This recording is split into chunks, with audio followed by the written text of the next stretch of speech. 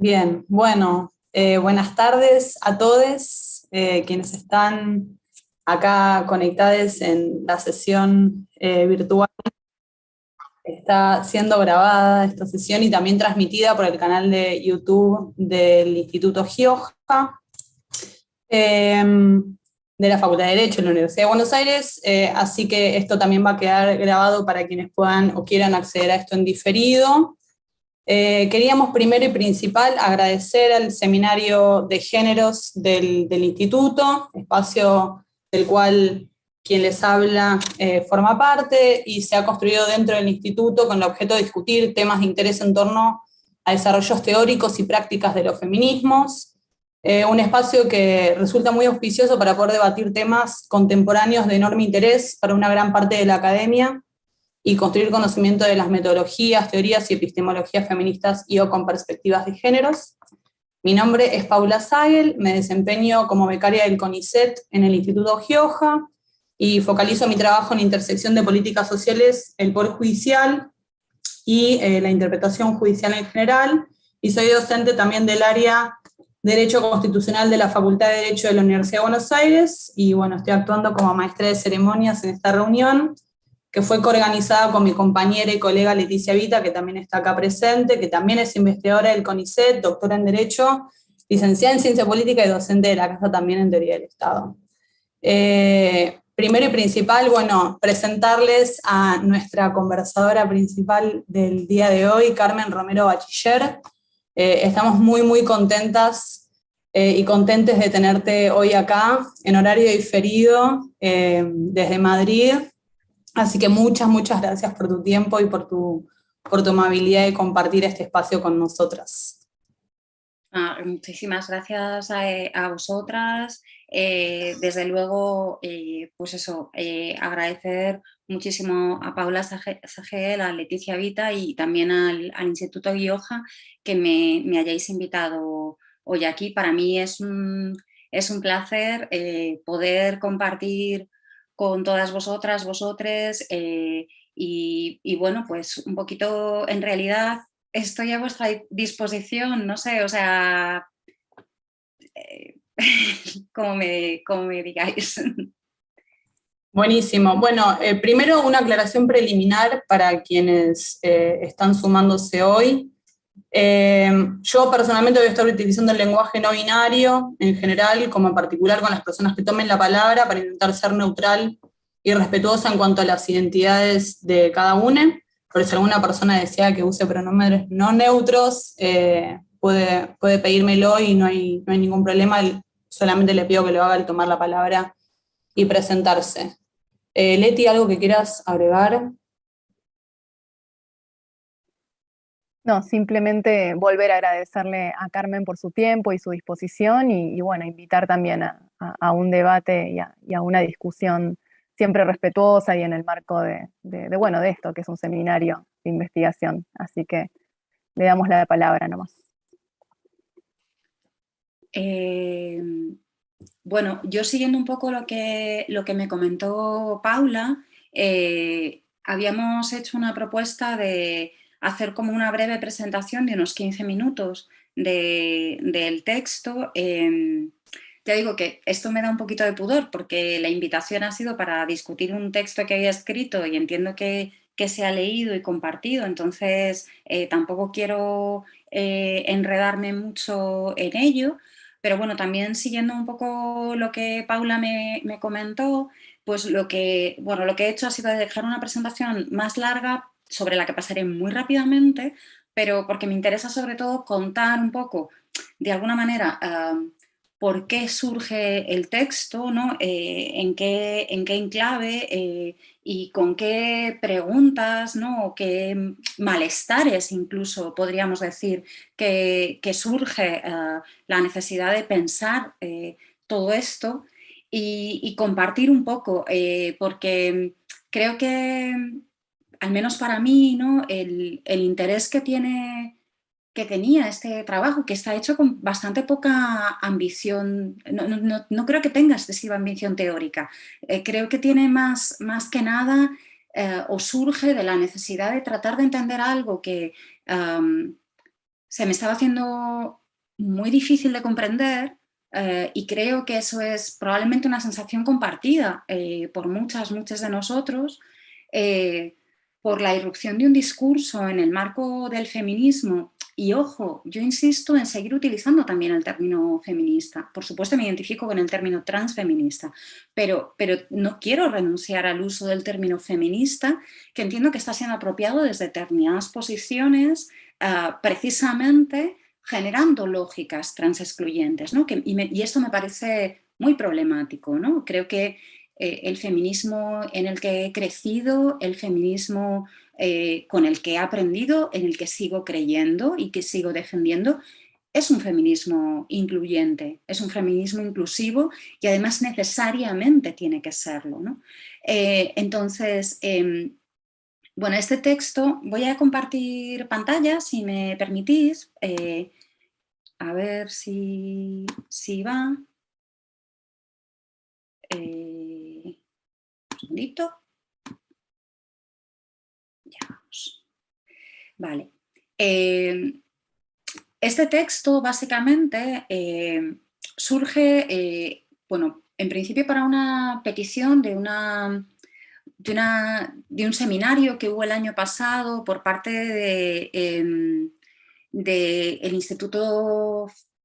Instituto Feminista de la Universidad Jaume I de Castellón, donde se hizo una conferencia además online en la que bueno, pues hubo una serie de peticiones de trabajos y yo propuse que quería compartir y discutir sobre esta cuestión, ¿no? El intento que yo hacía en ese texto, que luego pues derivó en este artículo, o en esa presentación que luego pues derivó en este artículo, tenía que ver con intentar dar sentido, como decía antes, a esta irrupción dentro del espacio del ámbito del feminismo fundamentalmente académico, a nivel global, pero de una forma bastante sorprendente en el Estado español. Sé que también en América Latina se está extendiendo de forma bastante sorprendente, pero es algo que viene ocurriendo también en el ámbito anglosajón en los últimos años, y se ha visto además como va muy en paralelo también a todas las discusiones que tienen que ver con la cuestión de la llamada ideología de género promovida desde discursos de ultraderecha que están teniendo mucho impacto a nivel global, tanto en Abya Yala, en los diferentes espacios,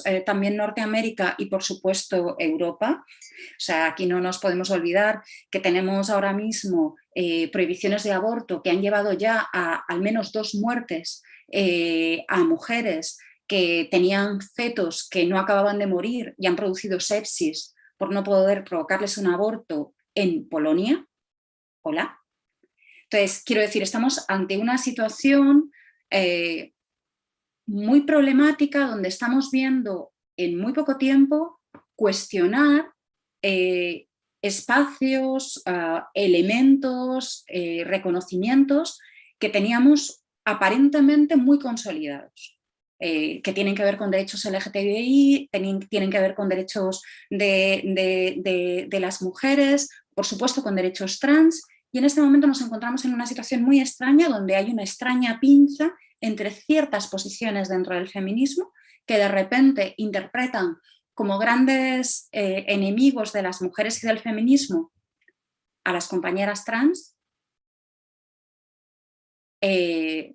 Para mí esto no deja de ser una sorpresa porque, como he dicho antes, el feminismo en el que yo he crecido, donde he aprendido, es por supuesto trans e incluyente y no deja atrás a aquellas mujeres que están en una situación más vulnerable, y las compañeras trans están precisamente en una situación más vulnerable, y por supuesto son mujeres, no hay que discutir estas cuestiones, pero se genera además una extraña lógica donde, ya rizando el rizo de una manera muy surrealista, el gran problema del feminismo es el género.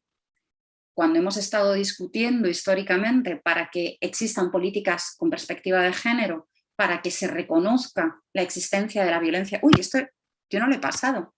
se ha pasado solo. Pero bueno, el caso es que no sé por qué se ha pasado solo, pero bueno. Vale. ¿Se está pasando solo? Quizás tiene un timer puesto. Igual tiene un timer, no lo sé, pero yo no lo estaba pasando. En cualquier caso. Bueno, entiendo que ahora lo pasaré, pero voy a ir resumiendo porque quiero ir rápido. Sobre todo lo que quería era un poco explicar de dónde sale. Entonces, en medio de todo esto y en medio de estas tensiones, como decía, se pone en cuestión el género, se pone en cuestión toda esta situación. Y a mí, además, una de las cosas que sí que se veía, que yo creo que es evidente para cualquiera que esté viendo estas discusiones y estos debates que se están produciendo, sobre todo en las redes sociales, lo que nos encontramos es que todo esto está generando una situación donde de repente los enemigos de este feminismo, de este pseudo llamado feminismo trans excluyente, van a ser el género, o sea, las mujeres y las personas trans, porque están siendo enemigas de las mujeres, es el gran enemigo, no las personas, o sea, no los discursos de la extrema derecha, no esos hombres blancos cabreados de los que habla Kimmel ni nada por el estilo, que están cuestionando los derechos fundamentales de las mujeres, ¿no? Eso no parece que sea tanto problema. El problema grave son las personas trans que defienden que tienen una identidad de género sentida y que van a vivir de acuerdo a esta identidad de género, y esto socava el feminismo porque el género es una forma de opresión y por lo tanto tenemos que acabar con el género. Como yo decía en algún momento, esto en realidad es algo que se llevaría diciendo desde la teoría queer muchos años. Es más, creo que prácticamente todo el feminismo estaría de acuerdo en que hay que acabar con el género. Eso no sería ningún problema teórico. El problema es entender que para acabar con el género tenemos que acabar con las personas y con los géneros con los que se identifican las personas, en lugar de acabar con el régimen de opresión del género. Igual ahí hay un pequeño conflicto o un problema de comprensión que yo a estas alturas no puedo conceder a personas que tienen una posición teórica y que tienen un amplio recorrido dentro del feminismo y, por supuesto, conocimiento sobre estas cuestiones, ¿no? Pero bueno, esa sería una cuestión. Entonces, los grandes problemas que aparecen es, por un lado, lo trans, por otro lado, la cuestión queer, todo lo que tiene que ver con lo queer aparece como gran anatema, es un problema, parece que va a acabar con el feminismo per se, y es como, bueno, pues no tengo tan claro, ahí habría que discutirlo. Hay muchas posiciones que no necesariamente incorporan la perspectiva queer y ha sido muy cuestionada desde Avia Yala y desde otros lugares, por miles de razones, muy razonables, muchas de ellas, entre otras cosas porque tiene que ver con una genealogía anglosajona que no necesariamente tiene por qué ser reconocida, aunque también ha habido espacios de reapropiación muy significativos que no podemos perder de vista y que creo que es posible reivindicar. También la cuestión de la interseccionalidad, que al margen de que el término pueda ser más o menos afortunado, sí que es verdad que apunta en una dirección y en la necesidad de reconocer cómo, más allá del género o junto con el género, de forma co-conformativa, hay elementos que están atravesando y que hacen que la forma de vivenciar qué significa ser una mujer o ser una posición de género no normativa dentro del marco heteronormativo, está atravesada por cuestiones racializadas, por cuestiones de clase, por cuestiones de disidencia sexual, por cuestiones que tienen que ver con la diversidad funcional, con la neurodivergencia, etcétera, etcétera, con la edad, que van a plantear, con estar en el norte y en el sur global,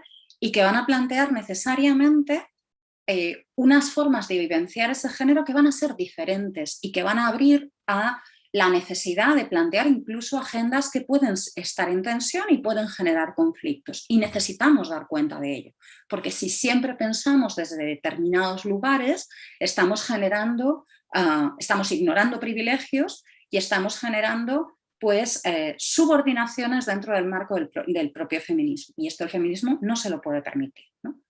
Entonces, esta es otra de las piezas o de los elementos problemáticos en esta cadena.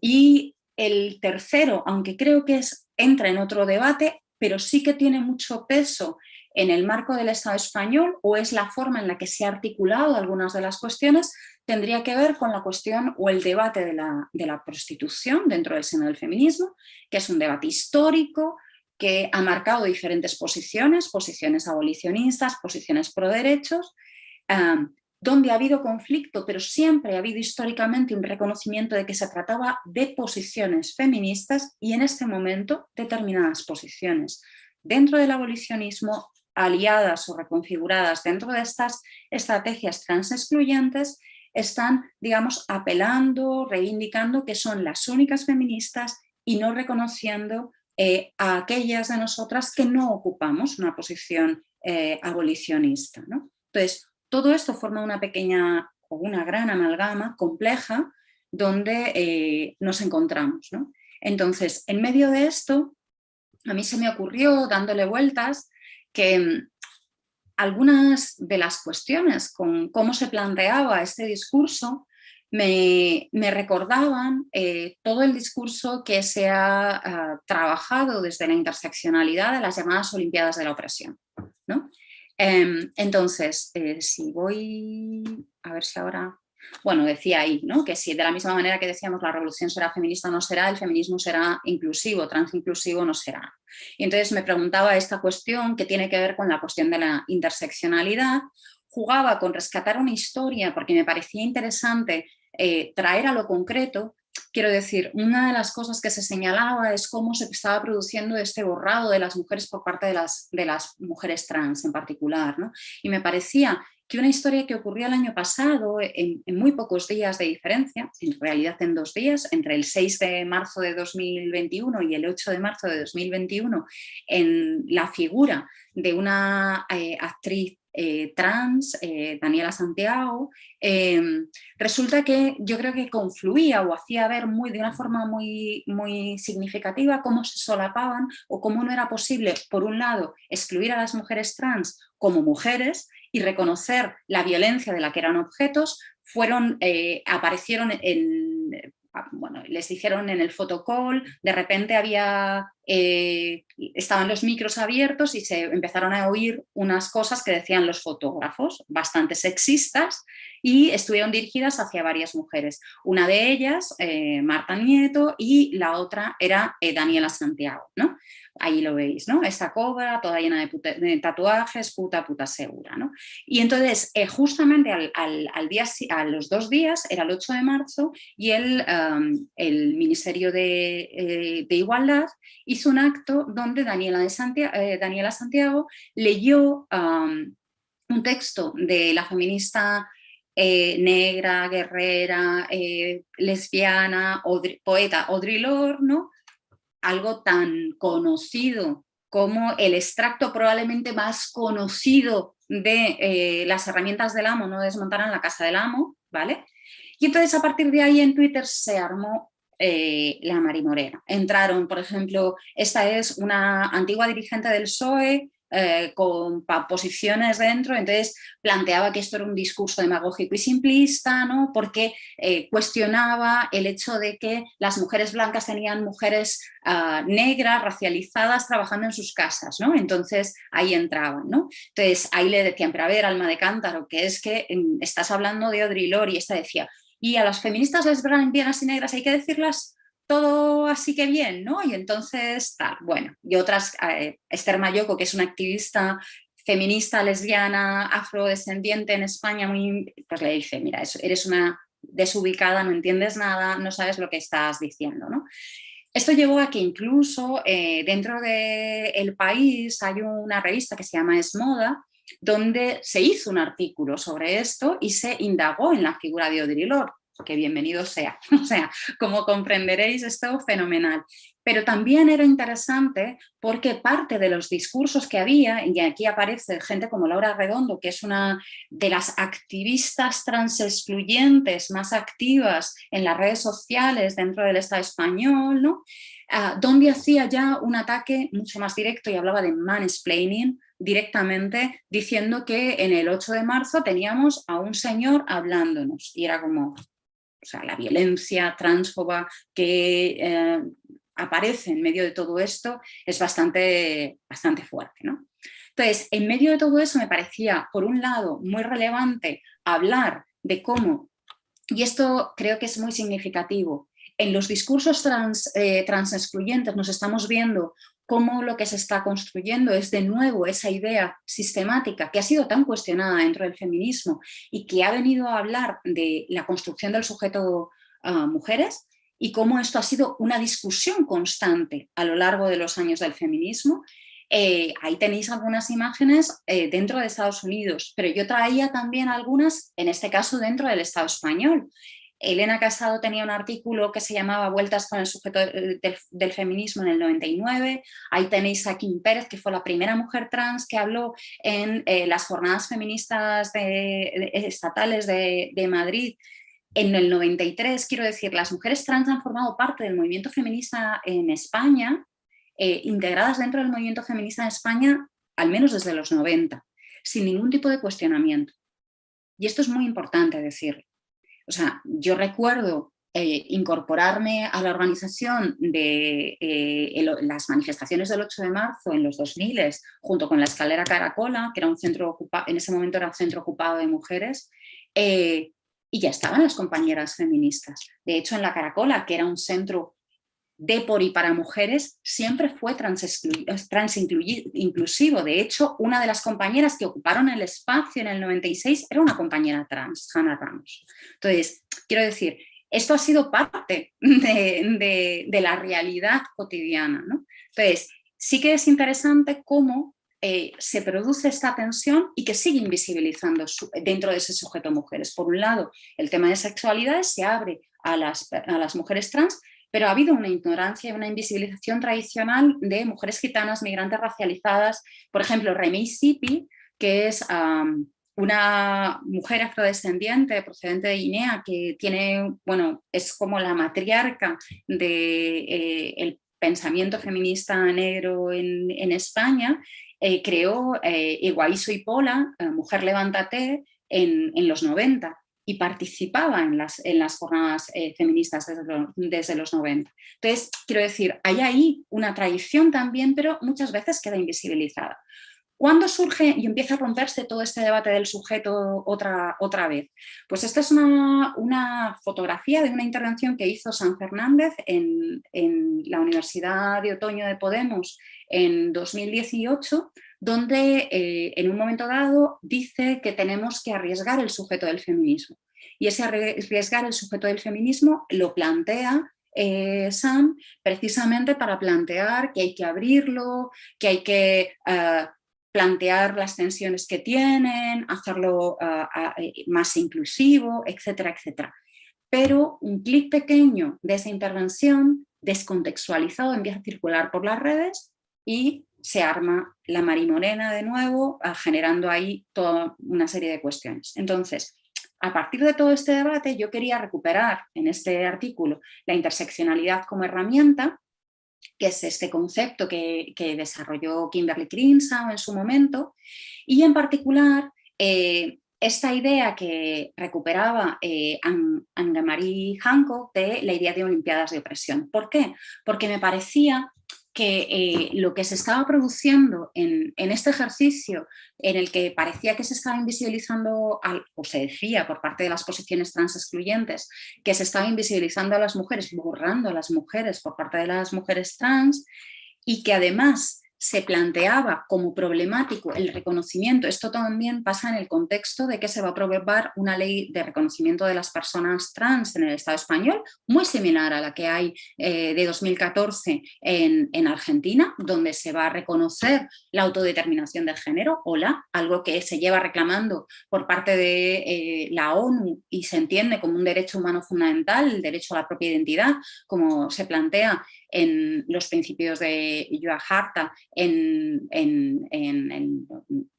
2007, sino 2006, si no recuerdo, o sea, ya tiene unos cuantos años, no es algo novedoso especialmente, y lo que nos encontramos es que se produce, ya digo, esta tensión que se identifica en la idea de Olimpiadas de la opresión. Muy rápidamente, la idea de Olimpiadas de la opresión es una forma de describir cómo entre colectivos minorizados vulnerables se produce, en lugar de alianzas, se produce una especie de competición por los recursos escasos por parte del Estado. De tal manera que da la impresión que si me hacen demasiado caso o hacen demasiado caso a otras opresiones, no me van a hacer suficiente caso a mí. Y algo de esto hay, me da la impresión, porque de alguna manera lo que parecía es que sí se iba a hacer un reconocimiento de las posiciones trans, esto iba a ir en detrimento del reconocimiento de la situación de las mujeres, ¿no? Entonces, ahí hay como una tensión de quiénes son, digamos, los sujetos legítimos sobre los cuales debería intervenir el Estado y cuáles son los otros que no aparecen como legítimos. Eso es enormemente problemático porque además se construye sobre una idea de que efectivamente para acceder o para conseguir el reconocimiento de derechos no es algo que venga de suyo por ocupar una determinada posición, sino que es algo que va a depender de ser un sujeto meritorio, ¿no? Tienes que ser un sujeto meritorio, demostrar determinado tipo de méritos para merecer la atención del Estado. Esto es problemático en sí mismo. Y algo de esto es lo que veíamos. Por otro lado, también veíamos que en medio de todo esto se estaba activando una forma de definición de la categoría mujer muy excluyente, donde se estaban produciendo homogeneizaciones, esencializaciones, normalizaciones, exclusiones y jerarquizaciones que estaban construyendo quiénes quedaban dentro y quiénes quedaban fuera. Pero esta delimitación del sujeto mujer se articulaba desde posiciones blancas, de clase media, académicas, etcétera, etcétera, heteronormativas, que de facto estaban excluyendo todas aquellas posiciones que no se identificaban con estas mismas posiciones, ¿no? No solamente esto, llegaban hasta el punto de que excluían de esta posición a todas las que no nos reconocemos en esa definición o cuestionamos los posicionamientos trans excluyentes, o etcétera, etcétera. Se ha llegado a tal punto que una teórica feminista española, Rosa Cobo, publicó un artículo en el 15 de febrero de este año donde hablaba de las supuestas feministas. Y las supuestas feministas éramos todas aquellas que no actuábamos en base a todos esos, digamos, criterios que establecían como necesarios para bueno, formar parte de este colectivo, ¿no? Por supuesto, ahí se incluía ser abolicionista, ser antiqueer, estar en contra de la interseccionalidad y ser transexcluyente, entre otras cosas. Obviamente todo esto es enormemente problemático. No resulta tan sorprendente porque algunas de estas autoras que están, digamos, reconocidas o que están siendo fundamentales en todo este discurso ya habían tenido y habían producido textos, artículos enormemente problemáticos con miradas islamófobas, cuestionando, por ejemplo, a las mujeres que decidían utilizar el pañuelo islámico, o cuestionando otra serie de cuestiones que tenían que ver con posiciones racializadas o con cuestiones de clase, etcétera, etcétera, ¿no? No reconocen nada de eso. y por supuesto tampoco lo queer, ¿no? Entonces, bueno, pues no resultaba plenamente sorprendente, pero sí que el ejercicio y el mecanismo de expulsión del propio término feminismo me parecía de una violencia, y del término mujeres me parecía de una violencia muy significativa, y por eso era traerlo desde ahí. Entonces, básicamente, bueno, lo que yo intentaba era hacer esa cuestión y plantear que en medio de eso ellas apelaban a que en la ley trans, digamos, el reconocimiento de las personas trans simplemente por autodeterminación de género iba a producir inseguridad jurídica. Y claro, yo preguntaba, ¿inseguridad jurídica de quiénes? Porque en realidad las personas trans son las que se encuentran en situación de inseguridad jurídica cuando no tienen el reconocimiento de los papeles, ¿no? en medio de todo eso, ¿no? Y básicamente, nada, cerraba volviendo a recordar justamente ese trozo que leía Daniela de Santiago en ese texto, ¿no? Y bueno, pues me quedaba ahí. Entonces, bueno, creo que me he alargado más de la cuenta, perdonad, pero creo que más o menos he contado un poco el contexto y por qué surgía el texto y todo esto. Entonces, dejo de compartir, si os parece, y nada, pues lo que queráis. Bueno, muchas gracias, Carmen, por la presentación del texto, que lo habíamos circulado como para que hoy pudiéramos conversar sobre él. Quien tenga preguntas puede usar el chat o pedir la palabra, está abierto el piso para preguntas. Lo mismo para quienes estén mirando por YouTube, pueden usar el chat del portal como para hacer preguntas a Carmen, aprovechando que la tenemos hoy entre nosotros.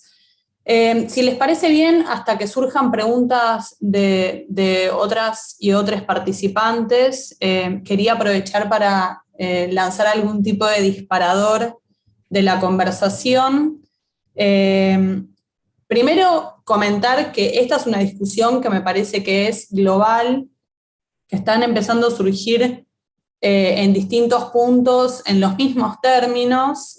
Acá en Argentina el término de interseccionalidad viene siendo trabajado desde hace bastante tiempo, tanto en la academia como digamos, en la militancia y en la discusión de la agenda política de los feminismos, y ha sido para mí una herramienta digamos, de discusión política y de ampliación de la agenda política muy interesante, y empezó a circular mucho este término, sobre todo en las asambleas del 8M. Acá el 8M lo que se hace es nos organizamos en asambleas previo a la fecha como para ir armando las actividades, y empezó a circular muchísimo, con muchísima presencia entre 2018, 2019 sobre todo, como una manera de poder empezar a ampliar la discusión de cuál era la agenda, ¿no? Entonces me parece como que hay unas líneas de continuidad entre las discusiones que están teniendo en España y algunas que estamos teniendo acá en Argentina y en Latinoamérica. Se tornó muy interesante también la discusión de la interseccionalidad en relación a la interrupción voluntaria del embarazo. Entonces, la discusión era más plural en tanto se podía acuñar, digamos, de esta herramienta como para ir voces que pudieran dar cuenta de sus experiencias en relación a la temática. Entonces, en las discusiones legislativas también estuvo muy presente esto, ¿no? Pero mi hipótesis también es que con el paso de los años, el paradigma de la interseccionalidad, si bien permitió desesencializar y desestabilizar el sujeto, digamos, epistémicos del cual se construye esta agenda política de los feminismos y las políticas públicas, y también nos permitió, digamos, un análisis más complejo del impacto de la implementación de las políticas,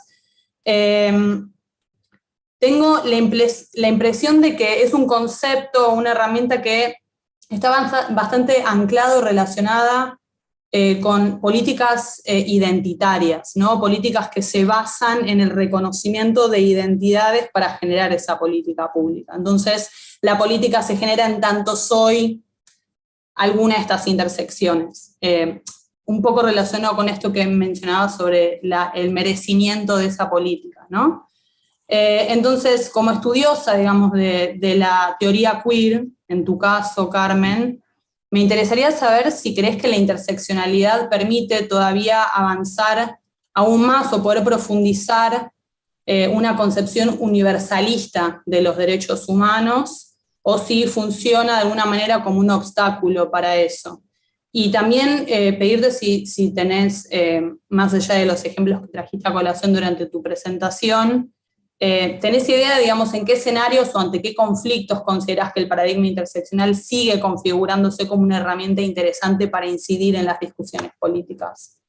Eso en principio. Quienes quieran sumar preguntas, está abierto el chat. ¿Contesto? ¿Sí? Vale. Muy interesante. Bueno, primero varias cosas. Sí que es verdad que la recepción que ha habido, hay mucha, o sea, el espacio de la interseccionalidad es un espacio enormemente amplio, en el que básicamente uno de los graves problemas de la interseccionalidad es que se ha convertido en, ha adquirido tanto éxito, digamos, como término, que bajo el paraguas de la interseccionalidad cabe prácticamente todo. Pero si vamos a analizar bueno, los trabajos que va a desarrollar Kimberlé Crenshaw y muchas otras teóricas que vienen trabajando a lo largo de los años en el ámbito de la interseccionalidad, lo que nos vamos a encontrar es que hay mucha diversidad en la forma en la que se aborda, ¿no? Y de hecho incluso se habla de una tradición más europea, una tradición más estadounidense, ¿no?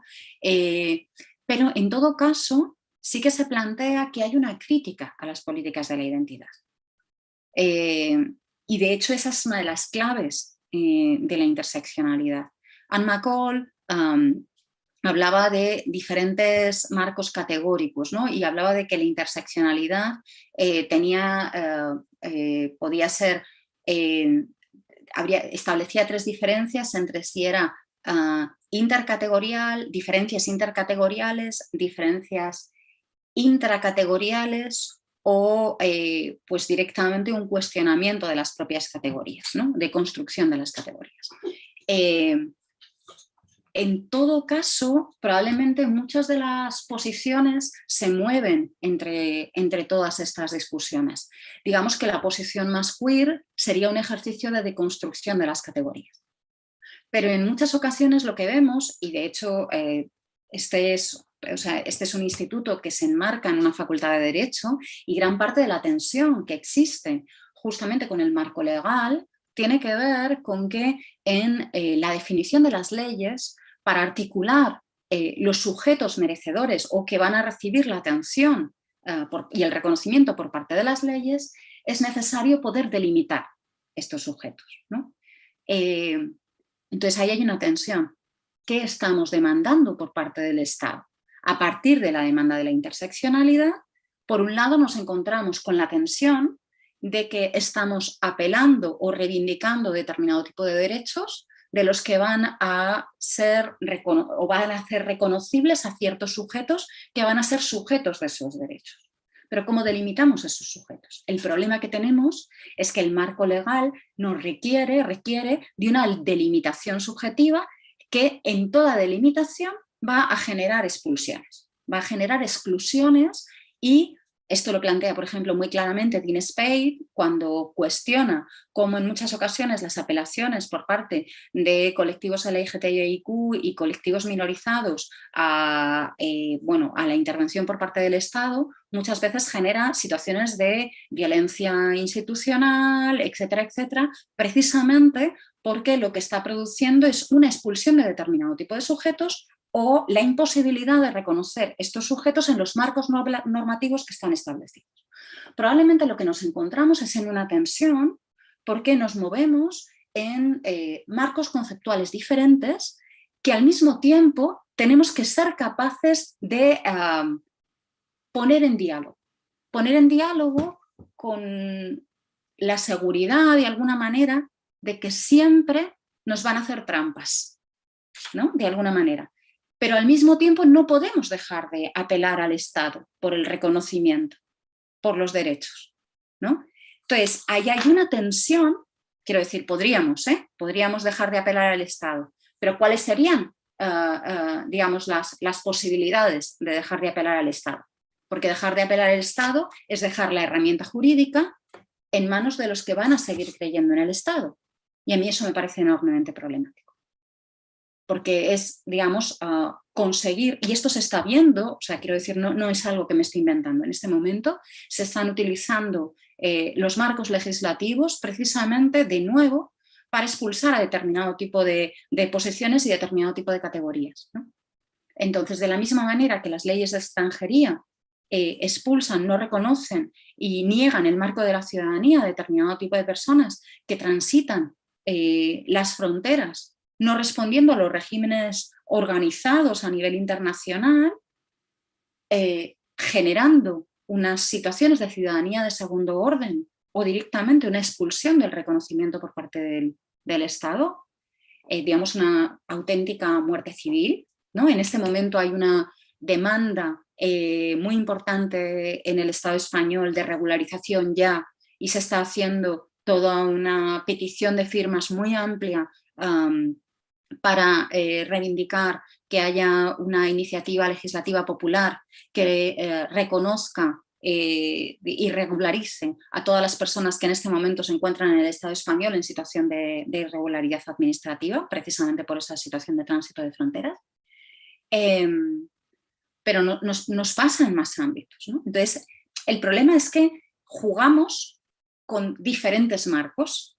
Da la impresión de que el derecho va a responder a unos sujetos que ya están previamente establecidos, pero el derecho tiene una capacidad performativa por la cual está delimitando cuáles son los sujetos que está reconociendo como dignos de esa atención.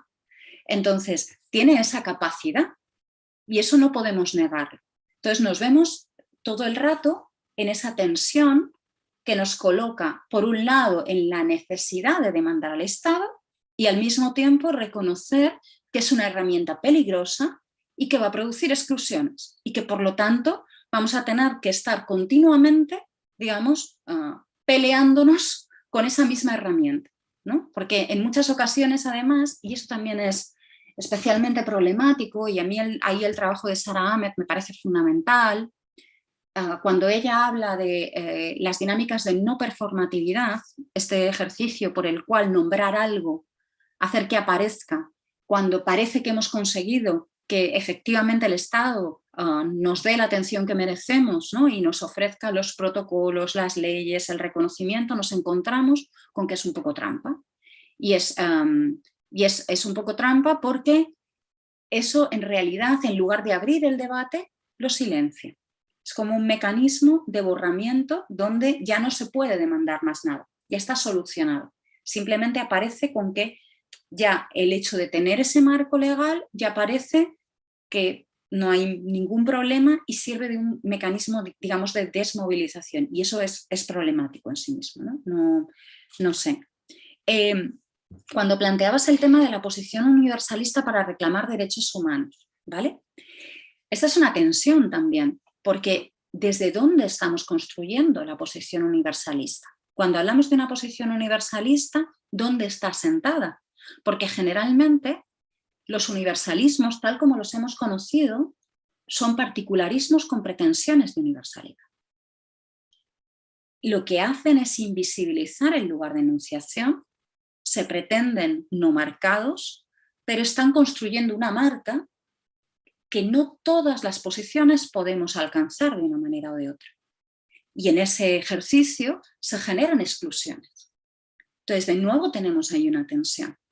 ¿Cómo podemos hacer un espacio de inclusividad que sea capaz de reconocer en especial a aquellos sujetos, aquellas posiciones más vulnerables, ¿no?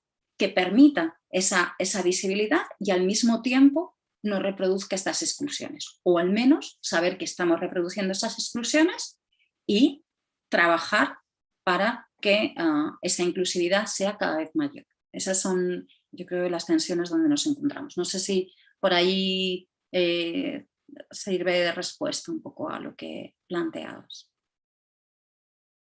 No sé si alguien tiene ganas de tomar la palabra, hacer alguna pregunta. Sí, Nancy y después Alejandra y también Leti, me anoto. Hola, bueno, me dieron lugar a mí porque soy la menos experta, por eso voy. No, pero es con respecto a lo que decías, muchas gracias Carmen por el artículo, que es un gusto leer y por la contextualización que has hecho.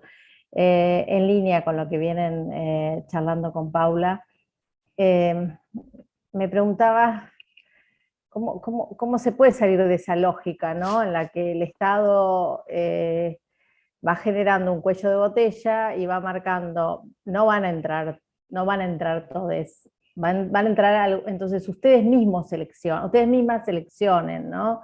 Seleccionen quién entra, entonces ahí te deja solo ante me parece que las chances son, las opciones son o dejar pasar, ¿no? Decir, bueno, sí reconozco que hay quienes tienen están en un estado de opresión mayor que el mío, entonces dejamos pasar y sabemos que es tiempo o lo que fuera, que no necesariamente es tiempo, ya sabemos que hay vaivenes, o bueno, dar la discusión, y eso me parece lo más terrible, ¿no? Dentro de esos propios marcos que fueron incluyentes, porque ese es un poco el problema, ¿no? Los marcos que fueron incluyentes y ahora pasan a ser excluyentes, ¿no? Quien fue excluyente de salida, bueno, no genera ya mucho lamento, ¿no? Mucha perplejidad, pero me parece que esa idea de hacerle el juego, el trabajo sucio, ¿no? Al Estado, al Estado, a las políticas, a los estados, a las políticas públicas, es quizás lo más doloroso que encuentro dentro de tu artículo, ¿no? No sé si es así, nada más que comparto este dolor nada más. Gracias. Respondo, recojo todas las preguntas, lo que me digáis. No, si querés andar respondiendo y vamos. Vale. Sí. A ver, comparto el dolor, o sea, desde ahí agradezco y comparto profundamente ese dolor y es algo que me preocupa. O sea, quiero decir, cuando escribí este artículo y algunas otras cosas en esta dirección tienen que ver con un dolor muy real, ¿no? Porque es algo que me preocupa, que me afecta y que además me parece, y hay algo que has apuntado que me parece muy interesante, ¿no? Porque señalabas que de alguna manera con todo esto se está haciendo ese trabajo sucio al Estado y ese trabajo sucio de generar cuáles son las expulsiones, pero ahí en ese ejercicio, paradójicamente, lo que estamos es aceptando unas lógicas que son muy preocupantes, porque son unas lógicas en las que estamos aceptando, no, a ver, queréis cosas, bueno, pero pelearos entre vosotros, ¿no? Pelearos entre vosotros y ya definís. Y en ese marco dejamos abandonadas justamente a las personas más vulnerables. Porque es que es ese ejercicio, ¿hasta dónde se va a llevar? Y lo que estamos viendo en este momento es que hay un momento a nivel global de rearme de posiciones de extrema derecha, donde justamente todo lo que tiene que ver con derechos humanos, derechos LGTBI, derechos de las mujeres y derechos sociales, no nos olvidemos, está siendo puesto en cuestión. Entonces, están ganando el terreno y están generando esa situación en la que nada, pero si nosotros queremos dároslo, pero es que no podemos con todo. Tenéis que elegir. Y en estos juegos del hambre que están generándose, al final, en lugar de establecer alianzas colectivas, lo que hacemos es un juego de divide y vencerás. Es muy viejo, es una historia muy vieja, pero parece que estamos volviendo otra vez a esa dinámica. Entonces, a mí sí me parece preocupante que, teniendo en cuenta que esto no es nuevo, que lo hemos visto, es que gran parte de algunos de estos debates yo los reconozco. O sea, si vamos, por ejemplo, a las llamadas guerras del sexo en Estados Unidos, que se reprodujeron también a principios de los 80, las podemos reconocer. Gran parte de los debates se están produciendo en una lógica muy similar. Y esto no es novedoso. Entonces, igual podemos estar atentas. Y ojo,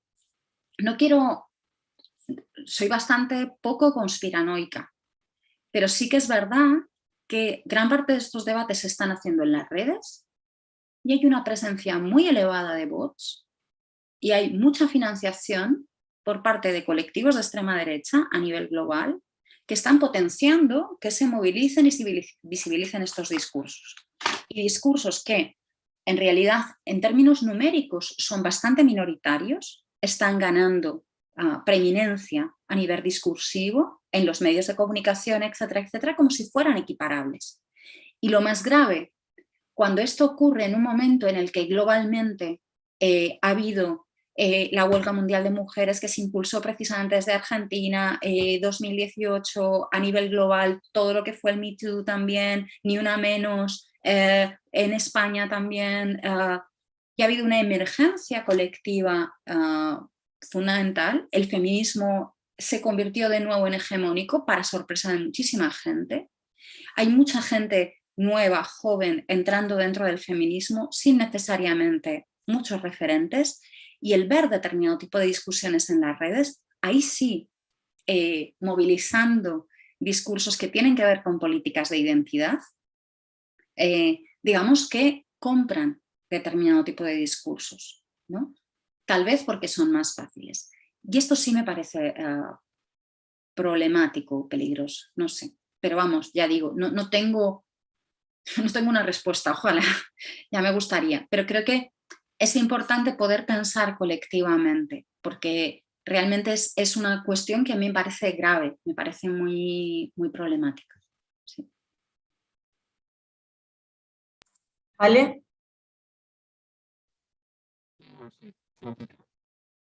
No se oye.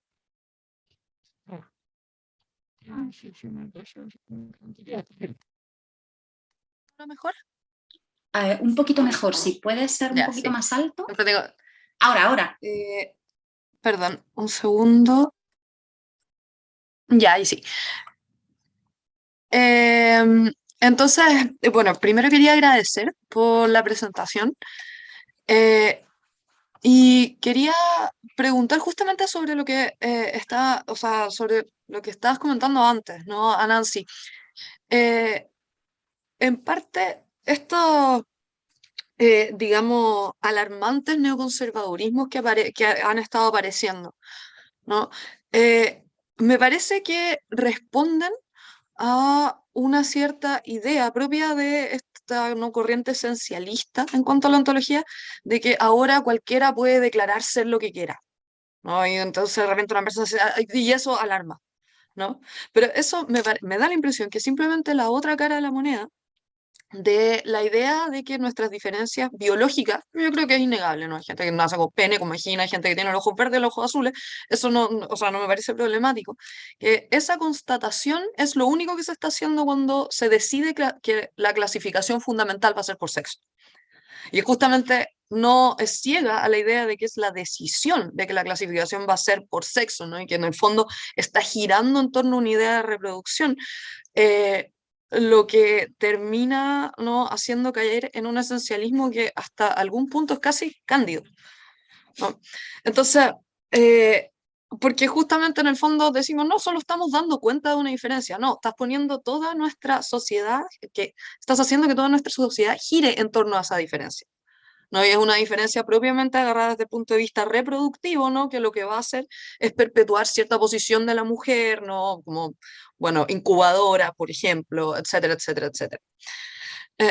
Pero entonces, justamente en ese contexto quería preguntar, porque esa dificultad yo creo que trae una anterior, que es esta alarma de que ahora todos pueden decir que son lo que quieran y no dar cuenta de las diferencias biológicas. ¿Qué opinión te merece la reciente, entiendo, exclusión de mujeres trans en competencias deportivas? ¿Sí? Y en general el debate acerca de la participación o no de mujeres trans en ¿Por qué quería preguntar eso en específico? Porque creo que una cuestión es preguntarnos cómo vamos a dirigirnos a la sociedad en general, ¿no? En torno a qué paradigmas clasificatorios vamos a estar otra cosa yo creo que muy distinta y que se utiliza como objeto de alarma y es, por cierto, lo de menos y tiende a invisibilizar, de hecho, las formas de opresión verdadera a personas trans, es este debate acerca de que las competencias deportivas. Yo diría, solo adelantando la posición mía, yo diría que ese es el menor de los problemas, pero quería saber qué opinión te merece en ese contexto en específico, porque yo creo que en el fondo esa clase de debates lo que terminan haciendo es aumentando este pánico colectivo, ¿no? Que termina a su vez siendo carbón del fuego de estos movimientos neoconservadores. Muchas gracias. No, muchísimas gracias a ti. De hecho, yo creo que las dos cuestiones que has planteado van muy de la mano. Y de nuevo, no es algo nuevo, ¿no? O sea, el control del sexo en el deporte ha sido un control histórico y sobre todo tenía que ver con un control del sexo y la sexualidad y de las posiciones de las mujeres en el deporte, porque históricamente se consideraba que las mujeres, el hecho de que las mujeres participaran en el deporte, Pierre de Coubertin, que es el que inaugura los Juegos Olímpicos modernos, plantea que mujeres y deporte son una contradicción en términos, no puede ser, ¿no? De hecho, no incluye a las mujeres en competiciones deportivas. De hecho, las mujeres deportistas han tenido históricamente la sospecha de que no eran suficientemente mujeres. Durante la Segunda Guerra Mundial y todo lo que fue la llamada Guerra Fría, las construcciones de feminidad, y había enormes sospechas por parte de fundamentalmente Estados Unidos hacia las mujeres provenientes de la URSS y todo lo que eran los países del este, porque no representaban una feminidad como la que estaba representando Estados Unidos y tenían muchísimo más éxito en las competiciones deportivas. Precisamente porque el modelo de feminidad que se había forzado en Estados Unidos fundamentalmente tras la Segunda Guerra Mundial tenía que ver con esas mujeres que se dedicaban al hogar y que por lo tanto no podían tener esa excelencia deportiva porque tenían que ser amas de casa fundamentalmente.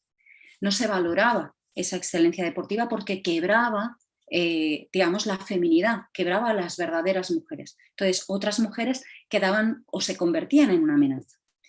Esto, de hecho, y esta sospecha sobre las mujeres que van a hacer deporte, ojo, de élite, va a llevar a que históricamente se produzca una vigilancia del sexo en el deporte. Históricamente, esta vigilancia del sexo en el deporte, ojo, insisto, solo hay un caso reconocido de un varón que pasó por mujer, y esto fue en las Olimpiadas de 1936 en Berlín, que en este caso fue un varón alemán que se hizo pasar por mujer y ni siquiera en la competición de salto de longitud o triple salto, si no recuerdo mal, y ni siquiera consiguió medalla, quedó sexto, ¿no? Entonces, lo digo también para que veamos, ¿no? Y esto tenía que ver con tratar de que el régimen nazi viera todo su éxito y por supuesto no confiaron en las mujeres y decidieron, digamos, incluir a un varón y esto no les funcionó. Históricamente esto se ha construido y ha habido toda una serie de paradigmas y cambios en el COI, en el Comité Olímpico Internacional, sobre cómo determinar el sexo de las mujeres en el deporte. Históricamente se hablaba de que había los desfiles donde se veía tetas, vagina siguiente, ¿vale? Y entonces había todo un ejercicio donde había que desplegar el cuerpo desnudo de las mujeres ante los jueces que determinaban que efectivamente eran mujeres. Esto se empieza a cuestionar en los 80 y se plantea que esto es problemático y lleva a que se empiecen a hacer test de ADN. Entonces, a partir de ahí se empieza a hacer test de ADN y se encuentran con alguna sorpresa. Entre otras cosas, María José Martínez Patiño, que era una ballista española, que lo que ocurrió fue que descubrieron que tenía cromosomas XY. Inmediatamente fue expulsada de la competición, se la machacó en prensa. Imaginaos, en la época, en los años 80, no había ni discurso sobre esto, ¿no? Ella misma no entendía qué estaba pasando, básicamente. Ahora mismo es muy interesante porque ella ahora mismo, después de esto, ella ahora mismo es catedrática de Ciencias del Deporte y lleva muchísimos años trabajando en el reconocimiento y en el trabajo justamente de posiciones intersex en el ámbito deportivo, y lleva muchos años trabajando en el COI y en otros institutos precisamente cuestionando los marcos de determinación de género y los efectos que esto tiene.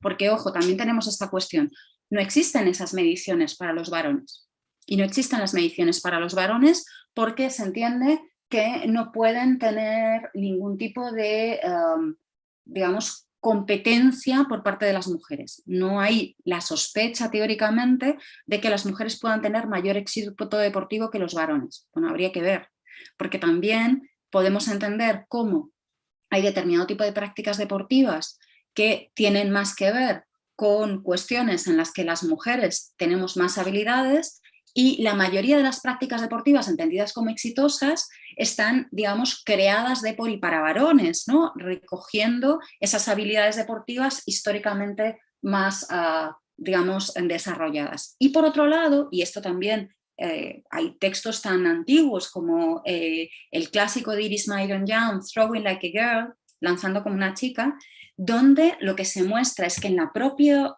desarrollo de la socialización de las niñas y de los niños es una socialización diferencial, donde el uso del cuerpo es un aprendizaje del uso del cuerpo diferencial, donde la excelencia deportiva no es algo incentivado, y no es algo incentivado precisamente porque lo que hace es desarrollar una musculatura, desarrollar una serie de características que se entienden como no femeninas, y por lo tanto lo que hacen es romper con los modelos que permiten reconocer a varones y mujeres, ¿no? Para empezar. O sea, ahí tenemos una cuestión donde la lógica del deporte en muchas ocasiones está atravesada por estas cuestiones. Más cosas. O sea, el tema de... ¿Por qué digo que estas dos cosas estaban vinculadas con lo que planteabas, Alex, de la cuestión de la clasificación basada en la sexuación de los cuerpos como dimorfismo sexual sustentado en el ámbito biológico? También esto ha sido enormemente cuestionado. Hay años de tradición, de crítica desde las epistemologías feministas, desde la biología feminista, que llevan planteando cómo los discursos biológicos sobre la existencia de dos sexos tienen una historiografía concreta, emergen a finales del 18 para imponerse de forma global. Previamente hay unas concepciones y hay unos dibujos fantásticos de Vesalio donde se ve cómo el sexo se concibe como uno, y entonces los genitales de la mujer son directamente los genitales invertidos de los varones, y incluso se plantea que un cambio de temperatura en los cuerpos, ¿no? Las mujeres éramos frías y húmedos, los varones secos y cálidos, y un cambio de temperatura en los cuerpos podría hacer girar o sacar esos genitales, ¿no? Con lo cual hay una idea de un único sexo. Y esto cambia en el 19 con una concepción donde se va a construir la subordinación de la mujer, muy vinculada a la idea de casi concebir las mujeres o la mujer como una especie casi diferente a los varones para justificar la subordinación. Y entonces ahí se construye esta idea del dimorfismo sexual, que hace muchas aguas históricamente, porque la variabilidad tanto en genitalidad, como en despliegue cromosómico, como en expresiones hormonales, como en términos de gónadas, como en términos de caracteres sexuales secundarios, es enormemente amplio, y esto está recogido dentro de todo el espectro de las llamadas intersexualidades, ¿no? Entonces hay una enorme variabilidad en la sexuación humana, y esto es algo que no parecen reconocer ni recoger estas posiciones. Es más, yo he oído, por ejemplo, de algunas teóricas dentro de este campo, Amelia Valcárcel, afirmar que esto de las intersexualidades que eran aberraciones. Hola, me parece bastante lamentable, y cuanto menos demuestra no solamente pues un ejercicio de violencia muy significativo que no puede pasarse por alto, sino que además creo que demuestra una enorme ignorancia de cómo se conforman los discursos en la biología. Todas las epistemologías feministas llevan años diciéndonos que la biología, nos lo dice Haraway, es una doctrina cuentacuentos que lo que hace es dar cuenta de cuáles son los marcos normativos y el status quo que tenemos vigente en un momento determinado. Y en medio de eso lo que hacemos es reproducir ese status quo. Cuando Butler en Género en Disputa nos dice tal vez el sexo fue siempre género desde el principio, está hablando de eso. Está hablando precisamente de eso. Es mucho más fácil transformar los cuerpos que hemos considerado como errores de la naturaleza, que no es naturaleza, no es natural, es lo que nos hemos dotado como comprensión de nuestro marco estructural. Y en base a ese marco estructural, todo lo que no nos encaje, lo vamos a modificar para que encajen nuestros marcos cognitivos. Es más fácil transformar un cuerpo que cambiar una idea social. Y a esto nos estamos sosteniendo. Y vuelvo otra vez al deporte. Porque cuando se plantean estas discusiones sobre el peligro de potenciales mujeres trans que van a borrar a las mujeres cis de las prácticas deportivas, primero, se está hablando de situaciones que no se producen. En este momento, y ahí hay bastantes problemas, quiero decir, lo que se ha visto es que en las federaciones deportivas, por ejemplo el atletismo, no hemos visto la expulsión de mujeres cis por parte de mujeres trans. Hemos visto cómo se han establecido mecanismos para tratar de minimizar los éxitos deportivos de mujeres intersex, ¿vale? O tratar de estabilizar cuáles son los límites del posible éxito deportivo, estabilizando los límites, por ejemplo, hormonales que pueden tener una mujer. En los varones no hay límites hormonales.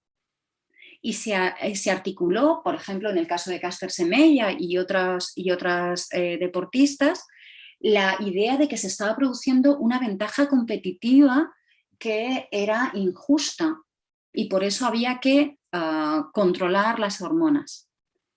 Cuando tenemos un deportista, por ejemplo, que se dedica al baloncesto y tiene gigantismo y por lo tanto tiene una altura mucho mayor que otros deportistas, no se entiende como una ventaja competitiva que le da digamos, una ventaja injusta. Se entiende que es un cuerpo más preparado y por lo tanto es algo favorable, ¿no? Entonces, ¿cómo se están haciendo esas lecturas diferenciales, ¿no? Eso por un lado. Por otro lado, insisto, en este momento, tal como está la norma, es necesario para que una mujer trans pueda competir en cualquier competición reconocida como mujer, tiene que legalmente haber sido reconocida como mujer y tener unos controles hormonales que son los mismos que comparten en este momento las mujeres, que ya digo, a mí me parece problemático en sí mismo, pero esta es la cuestión, con lo cual en principio habrías eliminado esa ventaja competitiva, etcétera, etcétera. Bueno, lo vamos a dejar ahí. El gran debate a mí, que me parece que se borra cuando hablamos de competiciones deportivas en el espacio de la élite, y eso tiene que ver justamente con la ley trans que se estaba articulando en el Estado español, y la cuestión del deporte para las personas trans no es el deporte de élite. Lo importante es el deporte amateur. ¿Qué pasa con las niñas, los niños, las niñas trans?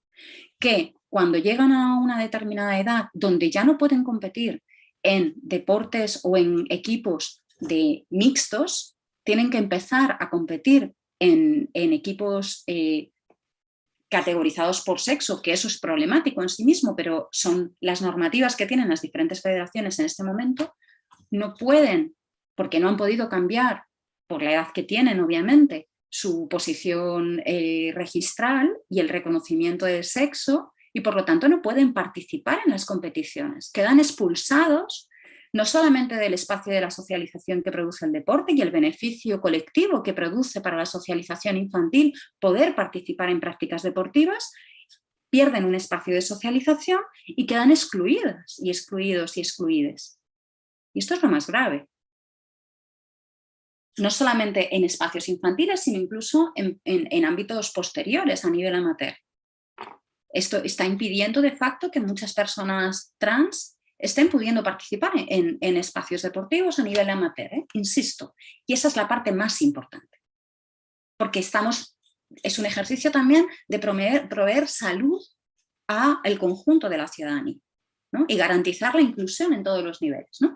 Entonces, creo que el foco está mal planteado. No está tanto en la práctica de élite, cuanto que además se vuelve a poner en la sospecha, es la parte como, digamos, minoritaria, minorizada, que aparece como además la sospecha de que las personas trans van a hacer trampa, porque en realidad no son trans de verdad, ¿no? Van a hacer trampa porque en realidad quieren los éxitos que no les corresponden.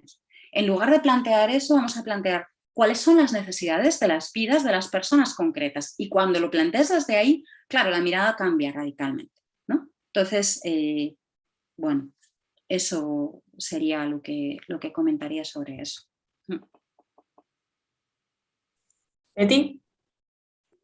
Gracias de nuevo, Carmen, por invitarnos a reflexionar sobre estas tensiones que sobre todo, vos lo dijiste, nos interpelan, ¿no? Especialmente por dos motivos. Primero, porque son realidades comunes, ¿no? El avance de las derechas y estos discursos transodiantes y de ideología de género en nuestros ámbitos, de América Latina y el español.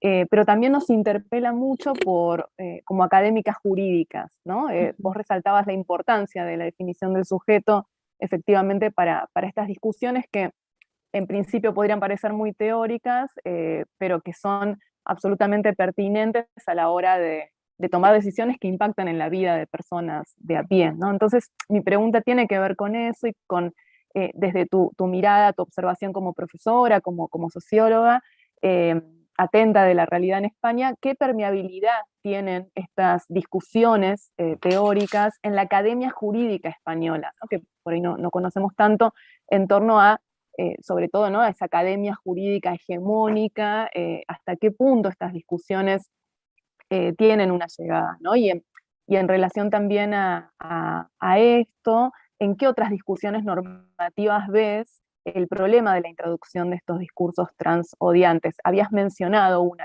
¿no?, respecto a los sectores vulnerables. Bueno, ¿en qué otras, más allá de la ley trans que ya se sancionó en España, en qué otros debates legislativos aparece de nuevo este problema, ¿no? Como estas alertas que seguramente también observamos desde este lado? Gracias. Vale, este es un tema complejo, porque está habiendo además, yo creo que en el Estado español en este momento tenemos un debate muy importante que se está desplazando porque por parte del Partido Socialista se ha propuesto, o sea, bueno, ha habido varias propuestas legislativas importantes a nivel de género en este momento. Todavía no se ha sancionado la ley trans, está fusionada con la ley LGTBI porque no querían reconocer la ley trans de forma independiente y está todavía en debate, esta no ha sido aprobada todavía, o sea, sigue en debate. Lleva más de un año desde que entró en el Parlamento a debate y no ha sido sancionada, ¿vale? Y se ha aprobado recientemente, eso sí, la llamada, bueno, se llamaba ley solo sí es sí, la ley de libertad sexual. Y hubo bastante debate también porque en un primer momento se introdujo la cuestión de la tercería locativa. La tercería locativa tiene que ver con, en situaciones de prostitución, el hecho de qué pasa con los locales, ¿no?, que son cedidos o donde se ejerce la prostitución. Entonces, en un primer momento se penaba la tercería locativa como forma de proxenetismo.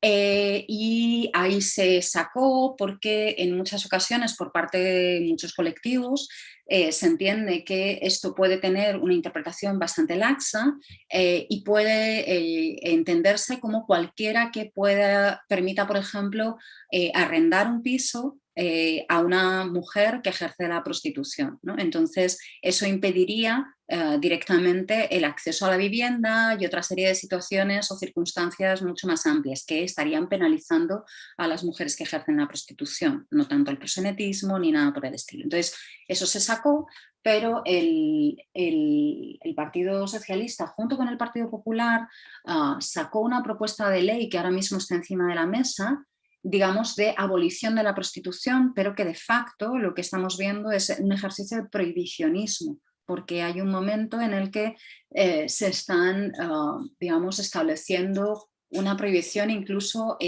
a el intercambio de determinado tipo de prácticas sexuales a cambio de dinero. Esto es bastante loco porque esto no entra dentro de los planteamientos feministas, esto no es abolicionismo, es prohibicionismo. Se señala que solamente una interpretación negativa podría llegar a eso, pero de facto esa interpretación negativa es más que plausible en los marcos legales que tenemos, con lo cual ya veis que está habiendo bastante debate en torno a esto. Y hay también un debate muy interesante dentro del ámbito jurídico feminista en el Estado español que tiene que ver con la cuestión de punitivismo y antipunitivismo. Creo que es una cuestión global también que se está planteando cada vez más, ¿no? Y sobre todo en los términos de a qué responde las demandas al Estado, fundamentalmente las respuestas penales a determinado tipo de daños y hasta qué punto una respuesta de castigo penal resuelve el daño, ¿no? ¿Y qué estamos demandando por parte del Estado? Si estamos demandando una justicia que sea una justicia reparativa o transformativa en términos de Dean Space, por ejemplo, o estamos demandando una justicia punitiva que no está reparando el daño, ¿no? Entonces ahí tenemos cuál es, digamos, el sujeto del derecho en este marco y a qué se está respondiendo, porque en un marco más punitivo en realidad es la sociedad que está determinando determinado tipo de posiciones o determinado tipo de actos como inaceptables. Entonces está produciendo una sanción a aquello que considera inaceptable, pero no está necesariamente interesándose por cuál es la demanda de las personas que han sido dañadas ni respondiendo a el daño recibido, ¿no? Esto se ha visto especialmente en todo lo que tiene que ver con todas las legislaciones que tienen que ver con violencia de género en sentido amplio, y aquí me estoy refiriendo, por supuesto, a violencia en pareja. Si ahí tiene que perpetuar a grupos de personas excluidos en su calidad de víctimas, por supuesto, quién reconoce como víctimas y quiénes no, y hay muchos colectivos que no son reconocidos directamente como víctimas, pero, y de hecho hay otro problema. Para poder recibir la atención necesitas ser reconocido como víctima. Y para poder ser reconocido como víctima necesitas aportar una serie de pruebas que sirvan en el marco penal y que no necesariamente se corresponden con tu experiencia vital. Lo vemos sistemáticamente en la aplicación de la Ley Integral contra la Violencia de Género de 2004 en España. Establece una sanción mayor a violencias cometidas con varones sobre mujeres que son parejas o exparejas. Limita el concepto de violencia de género de una forma muy restrictiva. Es un incremento de pena relativamente pequeño, ¿no? Se pasa de la ley de violencia doméstica, que el mínimo de pena aplicable es de 3 a 6 meses, se pasa de 6 meses a 1 año, ¿vale? Un incremento en realidad muy pequeño, y cuando vamos a los datos vemos que se producen denuncias cruzadas en muchas ocasiones, donde se equiparan violencias muy desiguales, entre otras cosas, por ejemplo, respuestas ante agresiones que pueden ser arañazos, tirones de pelo, empujones, etcétera, etcétera, se equiparan a violencias como pueden ser golpes fuertes, ahogamientos, etcétera, etcétera. Y los niveles penales, sorprendentemente, es que en estos ejercicios de denuncias cruzadas hay muchas veces que hay acuerdos entre las partes, equiparando las posiciones y sancionando en el mismo grado, cuando estás aplicando legislaciones diferentes y por lo tanto estás aplicando un rigor punitivo muchísimo mayor, aplicando la llamada ley de violencia doméstica y haciendo una asimetría que está en contra del marco legal, lo cual es bastante loco, pero está ocurriendo. Y está ocurriendo en muchas ocasiones. Vale. Esto lo tenemos en el marco punitivo. Hay autoras en España como Miren Ortubay, Encarna Bodelón, que llevan años trabajando sobre esto y yo creo que de una manera muy importante. Laia Serra también lleva bastante tiempo trabajando sobre esto. Y por otro lado cuáles son las demandas de las personas que están siendo dañadas. Esto también se ve, por ejemplo, en cuestiones como los crímenes de odio. Cuando hablamos de delitos de odio, crímenes de odio, volvemos a tener la misma cuestión. Primero, ¿quién puede apelar al Estado para esa demanda? ¿Cómo se produce el reconocimiento de crimen de odio? Generalmente lo que vemos es que en las denuncias de crímenes de odio son muy pequeñas. Por ejemplo, dentro del colectivo LGTBI, lo que vemos es que la mayoría de los que denuncian son varones cis, gays y blancos. que generalmente van a estar fuera del armario, tienen una buena condición y son reconocidos, con lo cual tienen las características como para poder demandar. ¿Qué pasa, por ejemplo, con mujeres trans que ejercen la prostitución y están en situación irregular, sin papeles? ¿Qué capacidad van a tener para demandar por parte del Estado esos delitos de odio? Es más, si plantean una denuncia a la policía por un delito de odio, por una agresión de odio, incluso una violación, lo que se van a encontrar es que si están en una situación irregular, probablemente se les abre un expediente de expulsión inmediatamente. Entonces, lo que nos encontramos que es que hay una tensión donde quienes pueden apelar al Estado a ser reconocidos y a tener ese reconocimiento y cuáles son los efectos de ese reconocimiento, ¿no? en ese sentido. Claro, cuando se hablaba de la permeabilidad jurídica o de la academia jurídica en España, estas cuestiones, creo que hay figuras muy relevantes que tienen este peso y que tienen esa, yo qué sé, lo he dicho, ¿no? O sea, en otro ámbito, por ejemplo, María Cali ha trabajado, de la Universidad de Cádiz, ha trabajado también bastante sobre cuestiones de acoso sexual en universidades y en cosas semejantes. Pero sí que es verdad que el derecho tradicionalmente en España ha sido un espacio y continúa siendo un espacio enormemente conservador, donde lo que nos encontramos es antes bien lo contrario, donde se está produciendo una utilización, y se están viendo casos y sentencias, donde se está aceptando recursos y apelaciones a crímenes de odio por parte de la policía. Cuando se supone que una de las características, por ejemplo, de los crímenes de odio es que tiene que ser un colectivo de privado, tiene que ser un colectivo en una situación de discriminación. Entonces, la utilización de las herramientas jurídicas está siendo muy problemática en la práctica. Y luego después, incluso en la academia, yo doy clase de violencia de género en criminología, que está situada en la Facultad de Derecho de la Universidad Complutense.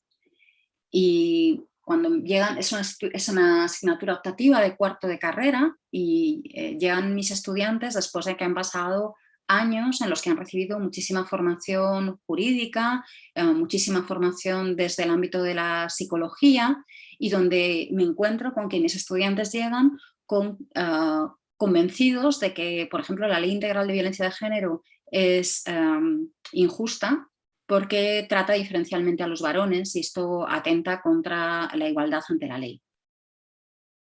O, por ejemplo, que existen perfiles delincuenciales y perfiles psicológicos de quienes pueden ser víctimas de violencia de género o quienes pueden ser agresores.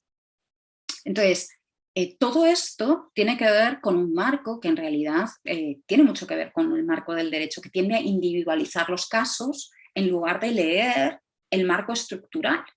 Y en ese sentido hace el juego a toda la lógica heteronormativa, cis-heteronormativa, patriarcal, colonial, capitalista, globalizada, ¿no?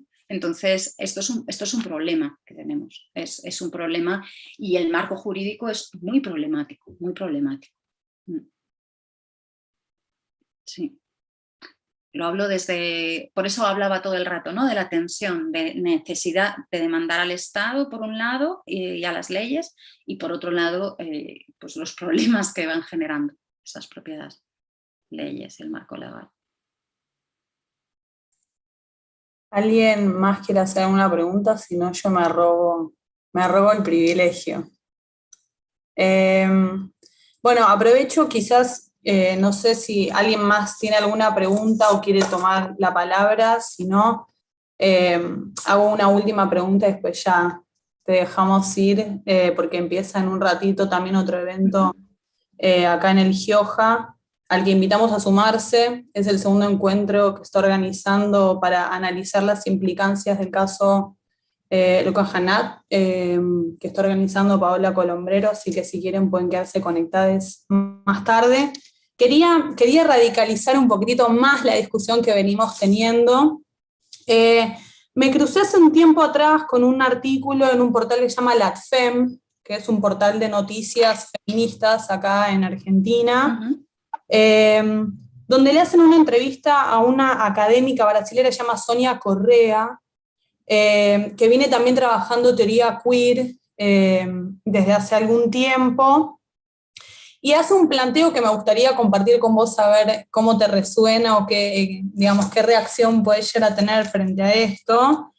En relación a la capitalización de la categoría mujer por parte de los feminismos, ¿no? Entonces ella plantea en algunas entrevistas, tanto ahí como en otros portales, que la categoría de mujer ya no es de uso para la causa feminista. O sea, lo que plantea Sonia Correa es que lo que hace la categoría mujer básicamente es no permite desestabilizar el sujeto de los feminismos y nos enmarca a las discusiones en un lugar como muy anquilosado y muy pequeño.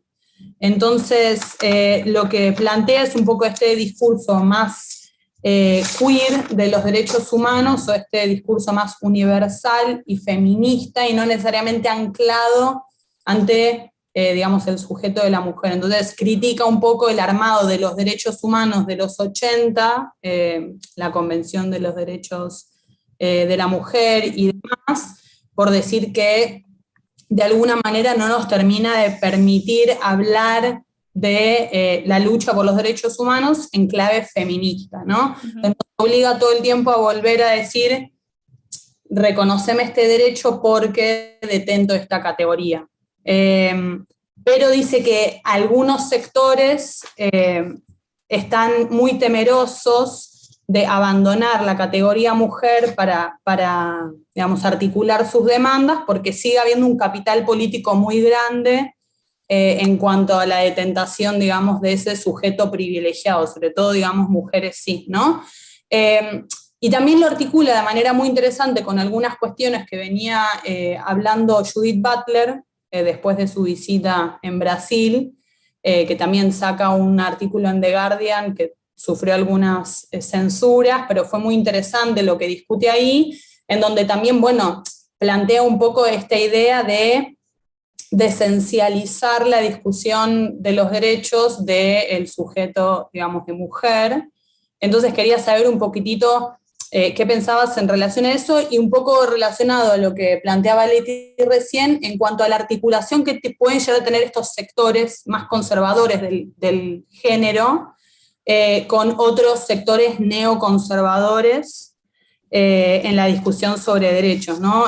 Sonia Correa plantea que hay como una especie de triángulo entre conservadurismos, posiciones antitrans y digamos, un conservadurismo religioso, ¿no? Entonces esas expresiones se empiezan a dar en distintos lugares del globo como un fenómeno de disputa política y como un frente común. Entonces, bueno, preguntarte un poco qué pensás acerca, digamos, de estos dos fenómenos, y agrego también una última pregunta en relación a la jerarquización de agendas adentro propiamente de las izquierdas, ¿no? Porque en general se critican estas posiciones conservadoras de derecha, pero se presta poca atención o se tiene mucho temor en dar estas discusiones hacia adentro, digamos, de los sectores de izquierda, ¿no? Entonces, yo tengo la impresión de que hay parte de las izquierdas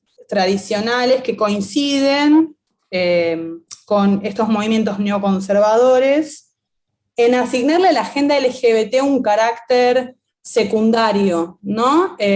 Pasó hace relativamente poco que el gobierno de la Ciudad de Buenos Aires, el Ministerio de Educación, prohibió en las escuelas el uso del lenguaje inclusivo por considerar que afectaba la capacidad de aprendizaje del lenguaje de las niñas. Entonces, sí, un poco parecido al PIN parental de Vox, como hay una línea muy cercana entre esas dos cuestiones, y parte de las izquierdas se manifestaron públicamente diciendo que esto no era un problema real para las vidas de las personas porque no tenía que ver con las condiciones materiales de existencia, ¿no? Entonces me preguntaba un poco ¿Qué pensás acerca, digamos, de este miedo que hay de los feminismos a dar estas discusiones hacia adentro de los propios espacios políticos de izquierda? Y sobre todo,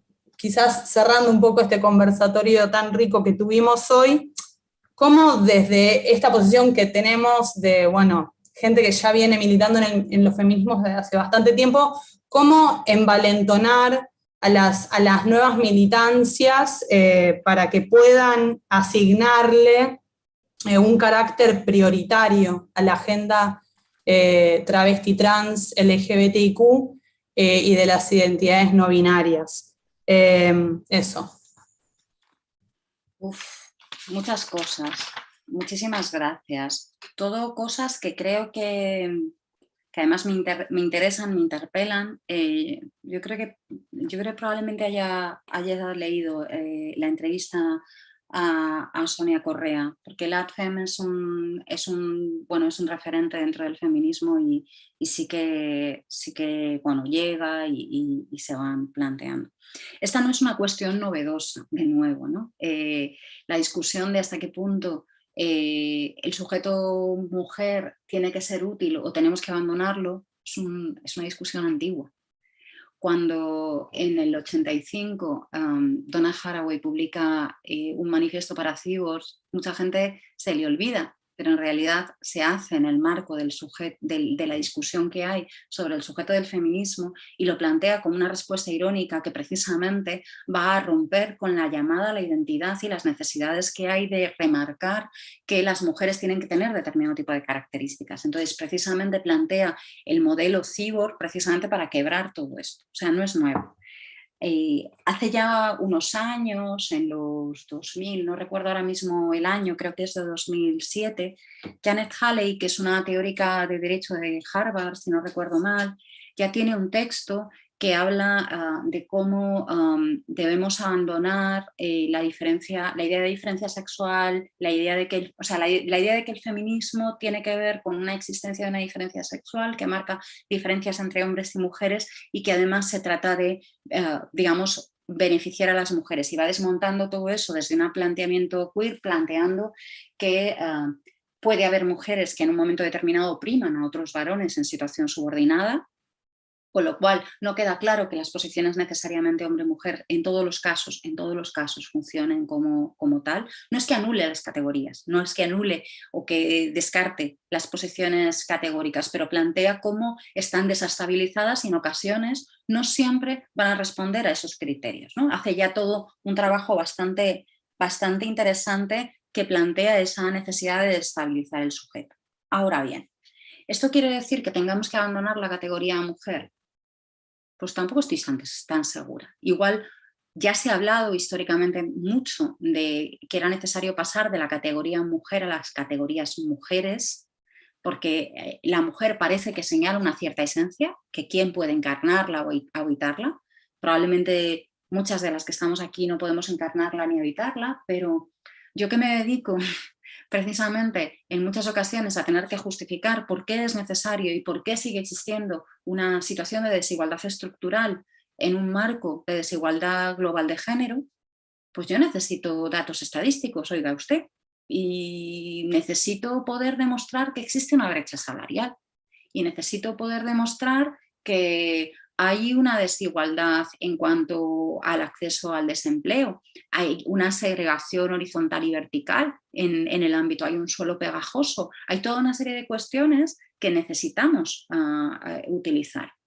Hay algunas voces dentro de estas posiciones transexcluyentes que dicen que justamente no podemos reconocer la autodeterminación del género porque, claro, las estadísticas sobre mujeres se van a ir al pairo y ya no nos van a servir para justificar estas desigualdades. Porque, claro, todos los hombres van a decidir que quieren aparecer como mujeres trans por los grandes beneficios que supone ser mujer en este mundo heteropatriarcal, normativo y desigual que tenemos, ¿no? Yo invito a que los varones de forma global decidan ocupar las posiciones de las mujeres y que estoy segura que van a disfrutar de amplios privilegios extendidos a todos los niveles, ¿no? Entonces, bueno, quitando esta banalización, evidentemente seguimos requiriendo determinado tipo de cosas. Esto es una utilización estratégica Pues no lo sé. Tiene que ver con dar cuenta de una realidad existente. Yo soy socióloga. En ese sentido,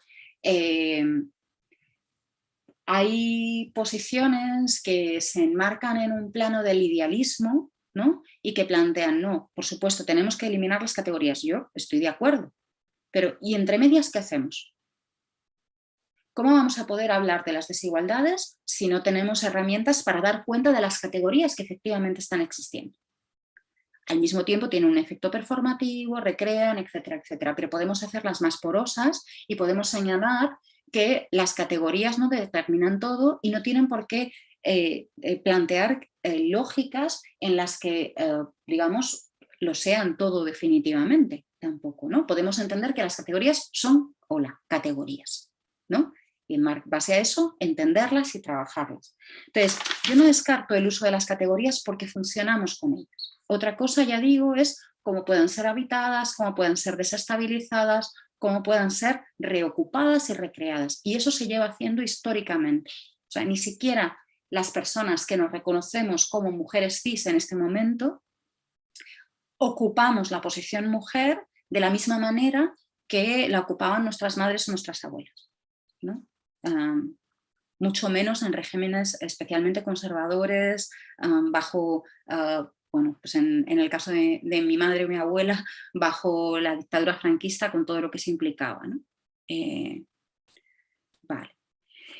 Completamente de acuerdo en esa articulación entre posiciones de extrema derecha, este conservadurismo de género y estas posiciones religiosas. De hecho, recordar que el concepto de ideología de género es un concepto que desarrolla el Papa Benedicto XVI, Ratzinger, en una encíclica en los años 2000.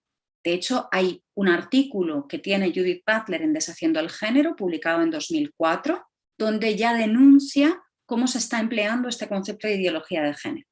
Este concepto, de hecho, va a extenderse del catolicismo, va a recogerse por parte de grupos evangélicos y se va a desarrollar por parte de grupos evangélicos y va a ser un ejercicio que se va a apoyar de forma muy importante y que de hecho, curiosamente, es lo que está alimentando toda la crítica o las posiciones críticas del género que estamos viendo en este momento.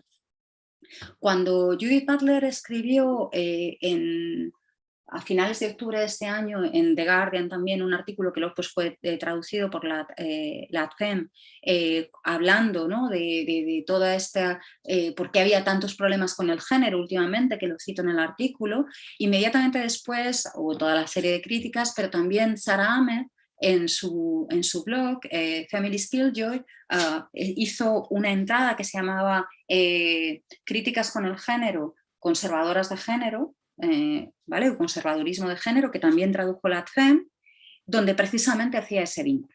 Además, es un vínculo que no es nuevo. Cuando las guerras del sexo ya hubo posiciones abolicionistas antipornógrafas en Estados Unidos que se aliaron con grupos ultra religiosos que planteaban además como gran miedo en ese momento pandemia del SIDA y se planteaba que las posiciones LGTB, especialmente racializadas, especialmente más, digamos, disidentes sexuales, etcétera, etcétera, eran una amenaza, porque además el SIDA era un peligro divino que venía a marcar pues, todo lo que tenía que ver con los males de la humanidad, ¿no?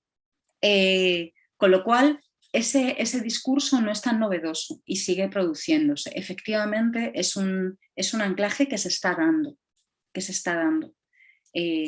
Ojo, tampoco podemos garantizar que muchas de las personas que se identifican como feministas, que tienen una vivencia normativa, blanca, cis heterosexual, y que con privilegio de clase desde el norte global, pues igual sus experiencias vitales ni siquiera se plantean determinado tipo de cosas. Otra cosa es que si se declaran feministas deberían hacerlo, ¿no? O sea, esta es otra cosa. ¿Cómo está esto atravesando las agendas de la izquierda? Pues esto ha sido histórico también. Nos hemos peleado toda la vida, porque toda la vida éramos las pesadas que hablábamos del género y estábamos todo el rato con el rollo LGTBQ y esto nos hacía pues posmos o no nos hacía suficientemente seria, porque había una militancia seria de la izquierda de verdad que se tomaba las cosas en serio y pues nosotras pues éramos la izquierda brilli brilli o purpurina, que es lo que se nos está diciendo últimamente. Y yo me reivindico como brilli brilli purpurina, ¿no? Contra el fascismo purpurina, muy claramente.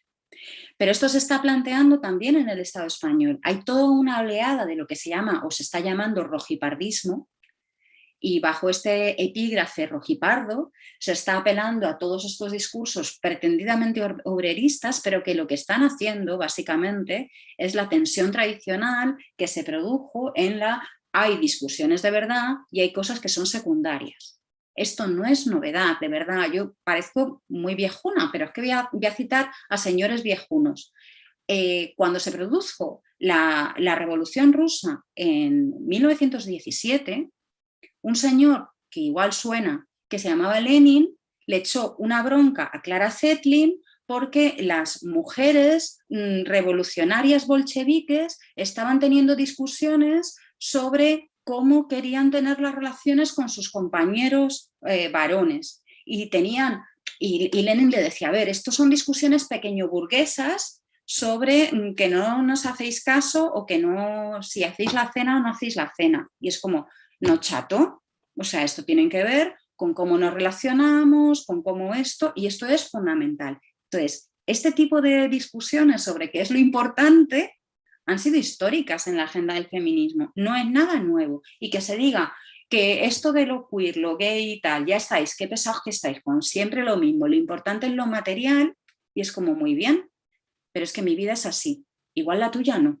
Pero en mi vida y en mi organización material de la vida, esto pasa por ahí, porque yo tengo una familia que compongo con otra mujer y tenemos un hijo y en parte, a partir de ahí, yo tengo toda una serie de necesidades materiales de reconocimiento que están afectando materialmente a mi hijo, ¿no? Entonces, ¿qué significa que determinado tipo de demandas no sean suficientemente importantes? ¿Para quiénes? ¿Quién determina? De nuevo volvemos a la construcción de cuál es lo universal, en base a lo cual estamos construyendo las imágenes de qué es lo importante y qué es lo que no. Y hay una cosa que antes se me olvidó mencionar, pero que es importante con esto del universalismo y que yo creo que es interesante porque marca un giro. Tradicionalmente los varones blancos cis hetero, de clase media, etcétera, etcétera, han visto cómo se veían muy claramente en la posición del universal, porque se había hecho a su imagen y semejanza. Eran la posición neutral. El resto éramos posiciones marcadas, de una manera o de otra, con más o menos privilegio. Pero el resto éramos marcadas. Ellos no estaban marcados. Ellos eran la marca, eran lo que determinaba lo que estaba bien y el resto no llegábamos, ¿no? Eran los ciudadanos por excelencia.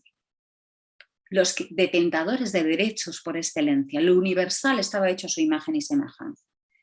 Con todas las demandas por parte de derechos humanos que están incorporando y están demandando la inclusibilidad y están visionando y señalando esas posiciones como posiciones marcadas, se ha producido una situación paradójica.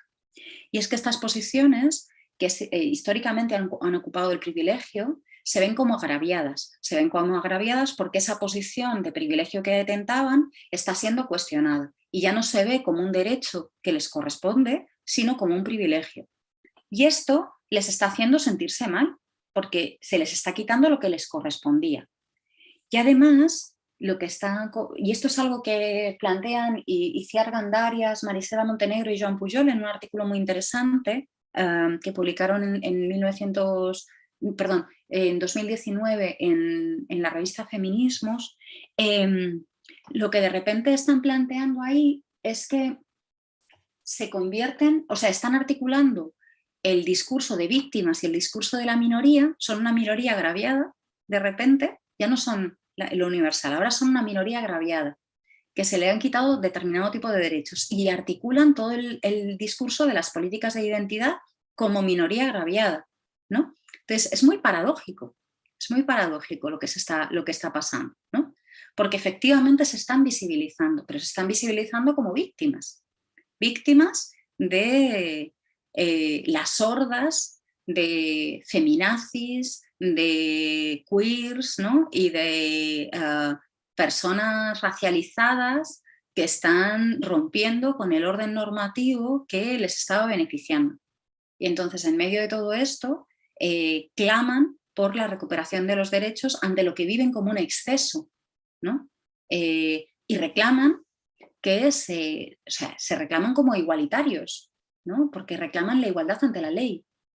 Reclaman que no se reconozcan situaciones diferenciales ante la ley que respondan a la desigualdad existente, sino que la ley se vuelva ciega a las desigualdades, o sea, que se rompa todo el trabajo histórico que se ha venido haciendo. Entonces, es bastante interesante el giro que se está produciendo a nivel discursivo desde ahí. Sí, en fin. Bueno, lamentablemente Sí. tenemos que ir cerrando, estamos muy apenadas porque quedaríamos con un montón de cosas todavía para charlar. Ojalá tengamos nuevas oportunidades para poder conversar con vos. Ha sido un placer enorme, Carmen, tenerte entre nosotros. Bueno, muchas gracias a vosotras, de verdad, ha sido un gustazo y nada, gracias por aguantarme la turra. Gracias a vos, Carmen. Ojalá la próxima pueda ser en Buenos Aires o en Madrid, pero que volvamos Pues a sería escucharte. un placer, sería genial, realmente. Muchas gracias. Gracias, Paula, también por la coordinación. Sí, muchas gracias.